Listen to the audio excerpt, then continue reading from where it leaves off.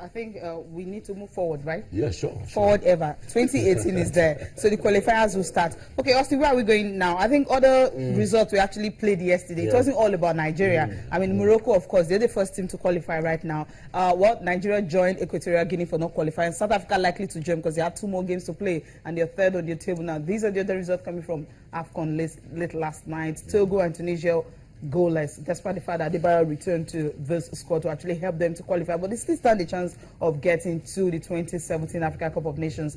And of course, Liberia and Djibouti, we know whipping boys of that group.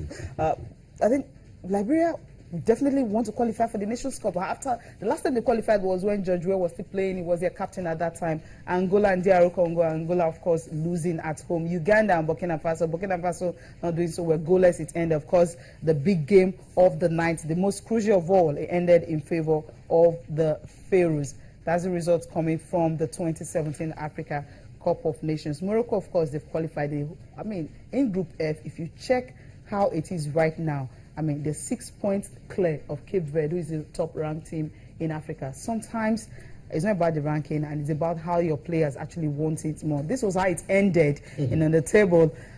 Okay, after yesterday's game, we still have 1 more game to play. Okay, after that game, if you add it, you have 5 points, so it won't be so bad because that's usually bad. 2, 7, and 2. Is it good enough to? So if Egypt can lose to Tanzania by 3 goals to nothing, now Egypt, I know they won't qualify. You see, so sometimes you just look at it because Tanzania and Nigeria still need to. Tanzania still had 2 more games to play, right? Mathematics. Yeah. No, Nigeria won't qualify. I'm just looking at Egypt's chances, and of course the one of add prayers to it too. Add prayers to it too. And before Lent, just if you can fast, also fast, because I don't see how 5 points will give you best losers place, you know. But if you, I don't know. You can't get best losers in this one. You have 3 teams. Come on. We're out already. We can't even Senegal, of course, definitely. I think 100% record they've had so far. Are 6 points clear at the top, ahead of Burundi. So I think Senegal is also another team that definitely will book a place there. Togo, of course, will book a place. Morocco, of course, they're already there, so when Nigeria will not be there, I think we can still talk about Afcon despite the fact that Nigeria is not there, right? Sure. We missed out. We missed out in the last edition, and we talked about it. But will you go to Gabon 2017? I'm a journalist. Will you go to Gabon? There? Why not? Sure, why not? That's Africa's number 1. But it's just that you don't have an interest. You're not bringing anything that. I know what Cecilia is trying to do. I know what Cecilia is trying to do. Let's just take some messages on Twitter, and I'll get you to respond to it. Oh my God, guys! I understand how I love Nigerian football fans, but let's keep the language clean so we can read it on TV. Imole today says, Siasa seems like a coach that has the passion to develop Nigerian football. He's won laurels without financial support, and that's what we're saying. If the NFF can consider continuity, Coach Samson Siasa can actually do this. During the time of Rashidi Yekini, Raji Umar on Twitter is saying, during the time of Rashidi Yekini, Finidi George, Emmanuel Amonike, Sunday Oli said it was Super Eagles, but now all we have, and then it says, what a shame. It's not a good one. After winning in 2013 and finding out that we're not going to the Cup of Nations isn't sweet for Nigerian football. You see, I'm struggling because you guys are not saying the things that I can read on TV. Oluseun Badekale says Musa was off his real self, and Yenacho could have turned the game for good. Do you agree? Yeah, I really don't, because Musa has played so many games for the national team, and he knows what it takes to play at that level. Yenacho is just an up-and-coming player, and he would, for me, I feel he would have struggled against the Egyptians with their vociferous fans. I think. Starting Musa was okay. Probably. Did you see Musa did you see him? Because I was looking for him at a point. Yeah, he wasn't really, the Egyptians knew who they wanted. If Iheanacho had come in, they would have. Actually, they know us. I think the problem we had was that we didn't know them too much. Okay, apart from Salah, they know us very well. They know Mikel, they know Igalo, they know Kelechi. So these are guys who play. Yes, if any time Ojo had the ball, he had 2 people with him, Kaduna, Alexandra. So this how it went, and I feel, if I were Samson Siasia, a player like Iheanacho would have been difficult for him. To actually to play at that level. What about Moses Simon? Yeah, I think Moses should have come in. Yeah, for me, he should have started that game. I don't know, maybe change of Moses Simon, Ogenyo Nazi. he was okay. Maybe I don't know why he didn't comment for me. I think he should have paired them equally. Coach knows better. But Tana, if you play Ahmed Musa and Victor Moses because you're expecting speed from them, and then you're not seeing that speed, then it means you need to change to intelligence from the midfield. Someone can take the ball from the middle and run to the flanks. Then I'm coming to see, and somebody changes. So if Ahmed Musa is not giving you that, maybe Aniye Nacho or Moses Simon, or maybe you don't even start Aminu Umar. Yeah, I think, Moses Simon, for me, I mean, should have probably come in for Musa, since he wasn't part of the game. And if I could remember, in Kaduna, he was in the game. He was perfect, he was superb. But sometimes, a coach stick to a particular player because you never know what. Salah was caged in Kaduna all day, but he got just one chance. And it took it. So probably maybe that was what was going on in Siasia's mind. Let's just take this match and we'll go on. If you had to, Obiora says, a good word from Coach Samson Siasia. I believe in this team and the management. If I would suggest Siasia should keep this job, and you need to go join the NFF technical committee too. And Austin, I think you need to also get a club and coach. I know. You need to get a club and coach. Yes. I play football at the moment. I actually need to see, what you're saying. My coach, my coach.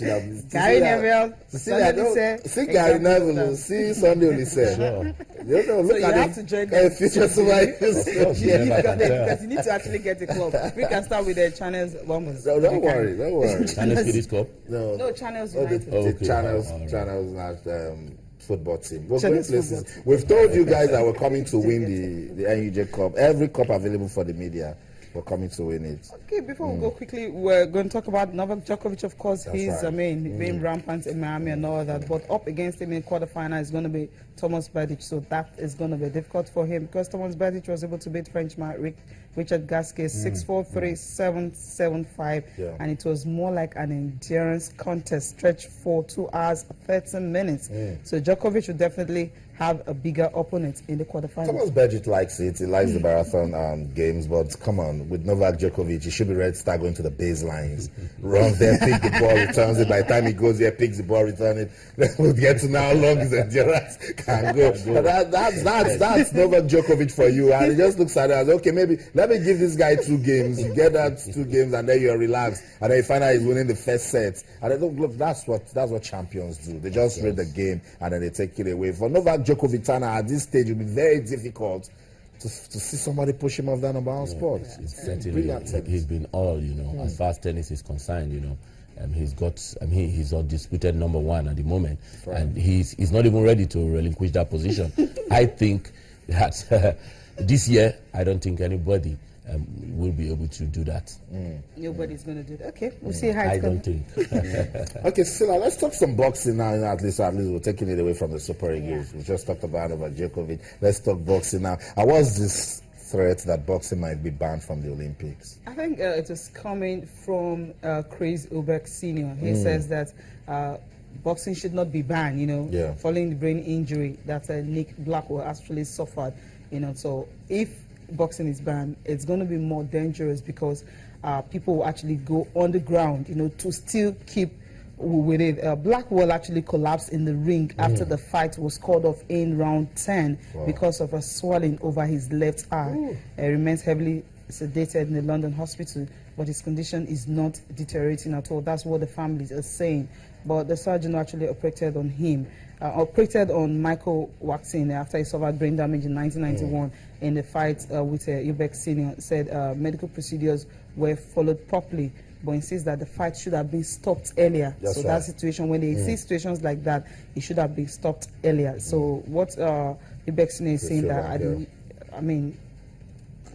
he actually told his son, to avoid hitting Blackwell in the head, as he could see the fighter was suffering. But I think he also said something important. As a former champion, he says, look, if you want to ban boxing because maybe a boxer collapsed or something went wrong, you will not know of other incidents that will come out from a particular punch. So he's saying, let's do more researches, let's find ways we can protect boxers. We understand that that's what the sport is about. Come on, fans boxing fans all want to say knockout. Yeah. So wow, that's fantastic. Sometimes when it's getting dangerous like that, you just have to stop it, because what happened to Watson now, who is now 55 years old, actually spent about 40 days in coma. He had 6 operations to remove the blood clot he had, and of course right now he's brain damage and partially paralyzed right now. We lost Bianchi in Formula 1. Michael Schumacher, we're all praying that it gets better. He wasn't even on the racetracks, he was skiing, and then he got an accident. So these things happen. What Eubank is saying is, let's do more researches, let's be careful, no other incidents that can come out, and then we handle it properly. So that's a good one, coming from a former world champion, Chris Eubank Senior. Cecilia, the Golden State Warriors, you keep asking, when are they going to lose? 67. When are they going? Now, this is a 67th win, defeating Sonny Young's Washington Wizards. They have been a fantastic team in the NBA this season. I cannot wait to see. They need like 5 to equal the record of Chicago Bulls, and of course, if maybe let's just 6. And wow, and they've done it. That's it. So we just can't stop talking about the NBA, the Golden State Warriors and what they're doing in the NBA this season. Tana, thank you so much for coming around. And I know this is not good times for every Nigerian football follower, but let's just hope for the better. Yeah, sure. Things will get better. Thank you so much, Tana, for coming. Yeah. And congratulations once again on the award. Austin, I didn't congratulate you. Okay. Well, thank you so much for being part of the program. I'm Cecilia Morugbe. We'll be here for sports tonight at 9 p.m. Bye for now. I'm Austin Okonakman. You know, when we leave here, we want you to keep talking to us on Twitter. It's channels_sports. And on Facebook or channels-sports. I'm Austin Okonakman. I'll be back again tonight to talk some more sports. But until then, in everything you do, remember, let's keep talking sports. Bye for now.